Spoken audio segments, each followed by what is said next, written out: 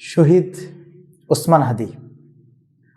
ওসমান হাদি গুলিবিদ্ধ হওয়ার অলরেডি 2 সপ্তাহ পেরিয়ে গেছে, শহীদ হওয়ার 1 সপ্তাহ পেরিয়ে গেছে, কিন্তু এই হত্যা নিয়ে কিন্তু সরকারিভাবে খুব ভালো তথ্য দেওয়া হয় নাই।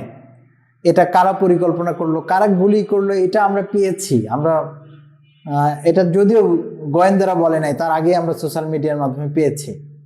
তো এই হত্যায় কারা পরিকল্পনা করলো, খুনিরা আসলে কোথায় গেল, খুনিরা কি আসলে দেশ ছেড়ে পালাতে পেরেছে, নাকি দেশের মধ্যেই কোনো, অনেকে যেটা অভিযোগ করছেন যে না, এটা দেশের কোনো সংস্থা এখানে সহযোগিতা করেছে, তাদের হেফাজতেই আছে, তাদেরকে সেভ করার চেষ্টা করা হচ্ছে।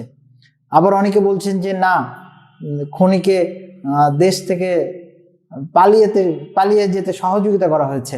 যদি সহযোগিতা করা হয়, এটা কি নর্মাল ভাবে চলে যেতে পেরেছে, নাকি কোনো সংস্থার প্রত্যক্ষ সহযোগিতায় যেতে পেরেছে? এগুলো কিন্তু অনেক প্রশ্ন ঘুরপাক খাচ্ছে।